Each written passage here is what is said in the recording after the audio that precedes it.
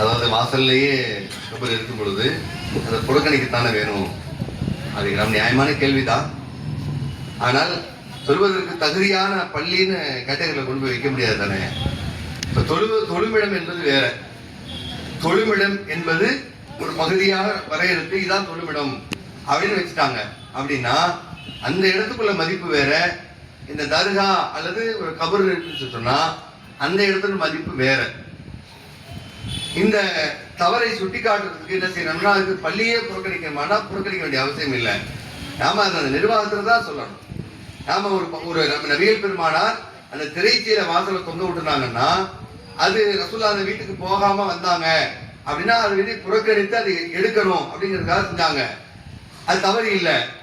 ஆனா இது பள்ளிக்கு கொண்டு போய் பொருத்த முடியுமானா பள்ளிக்கு பொருத்த முடியாது. ஏன்னா அல்லாஹ்வுக்கான ஆலயம் அது, அல்லாஹ்வை வணங்குவதற்காக கட்டப்பட்ட இடம் அது.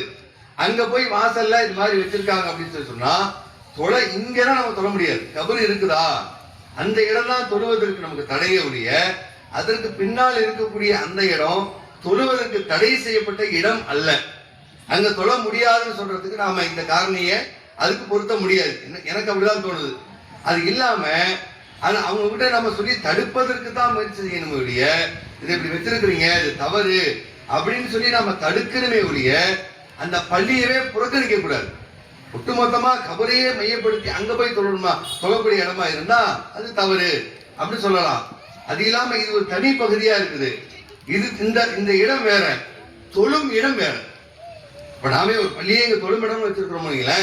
நாம சில நேரங்கள் என்ன செய்வோம், சஃபா கண்டினியூ பண்ணுவோம். கண்டினியூ பண்ணி அது ரோடு வரைக்கும் போயிடும். அந்த நன்மையை நம்ம தட்டி ஜமாத்துடைய நன்மை நமக்கு கிடைச்சிடும். ஆனா பள்ளிக்குள்ள இருக்கக்கூடிய அந்த நன்மை இருக்குல்ல, அந்த பள்ளியுடைய நன்மை வெளியில நிற்கிறவங்க வருமானம் கிடையாது. பள்ளியின் நன்மை வேற, பள்ளிங்கிற பகுதி வேற. அதை நாமளே புரிஞ்சுதான் வச்சிருக்கிறோம். அந்த பள்ளி என்றக்கூடிய அடையாளப்படப்பட்ட பள்ளியினுடைய இடம் வேற, மத்த ஒளி செய்யக்கூடிய இடம் வேற, கழிவறைகள் வேற. அது இருக்கு. அந்த காம்பவுண்ட் இந்த காம்பவுண்ட் ஒரே காம்பவுண்ட் இருந்தாலும் நாம பிரித்து கொண்டு எதை தொழுமிடம் என்று சொல்கிறோமோ அந்த இடத்துக்கு தான் மதிப்பு.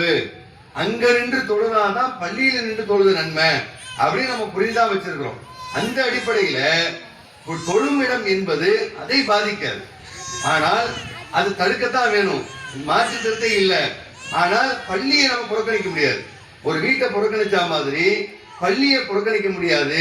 அது இடித்து தரைமட்டமாக ஆக்க வேண்டும் என்கிறத அவங்ககிட்ட நம்ம வலியுறுத்தணுமே இல்லையா. ஆகவே தொழ வேண்டிய இடத்த நாம உதாரணத்துக்கு சொல்றதா இருந்தா நீங்க கிறிஸ்தவர்கள் அந்த வேதக்காரர்கள் இருக்காங்க. அந்த காலத்துல வேதக்காரர்கள் அறுத்ததை உங்களை உண்ண செய்யாமல் தடுத்தது எதுன்னு நல்லா கேட்கிறான்.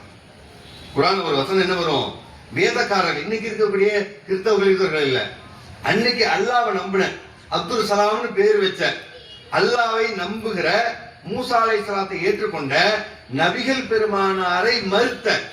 எல்லாம் புரிஞ்சுங்க, நபிகள் நாயகத்தை அவங்க ஏத்துக்கல. முகமது நாங்க நபின்னு ஏத்துக்க மாட்டோம், ஆனா மூசாவை நபின்னு தான் சொல்லுவோம். அல்லாஹ் தான் இறைவன், அவன் தான் எங்களை படைத்தான் அப்படிங்கிற ஒரு கொள்கையில் இருந்த வேதக்காரர்கள் இருக்கிறாங்கல்ல, அவங்க அறுத்தத உங்களை உண்ண செய்யாமல் தடுத்தது எது அப்படின்னு நல்லா கேட்கிறோம். அப்ப என்ன அர்த்தம், ஒன்னு ஹலாலா இருக்கும் பொழுது ஒரு ஹலாலா இருக்கிற ஒன்றை நாம் ஹராமா என்ன செஞ்சிட முடியாது, தடுத்துட முடியாது. இல்ல இது மார்க்கத்துல ஹராம் ஹலால் அப்படிங்கிற ஒதுக்கக்கூடிய அந்த அதிகாரம் அல்லாஹ்வுக்கு தான் இருக்கு. அதனால அந்த இடத்துல ஒரு தொழும் இடம்னு ஒண்ணு இருக்கும் பொழுது அந்த இடத்துல இணை கற்பித்தல் நடந்திருந்தால் அங்க நடக்குதா புறக்கணிக்கலாம், தப்பு இல்லை. அங்க நடக்கல, வெளிப்பகுதிதான் நடக்குது, வெளியெல்லாம் மார்க்கத்துக்கு புறம்பா இருக்குது. ஆகவே அதைத்தான் நம்ம புறக்கணிக்கணும் ஒழிய தொழக்கூடிய இடத்தை நம்ம புறக்கணிக்கிறதுக்கு குர்ஆனின் அடிப்படையில நமக்கு எந்த வலுவான சான்று இருக்க முடியாது. ஆகையினால அது தொழுவதற்கு தகுதியற்றதுன்னு சொல்வதற்கு எனக்கு நான் அறிந்த வகையில் அது முகாந்திரம் இல்லை என்பதுதான் இதற்கான பதில்.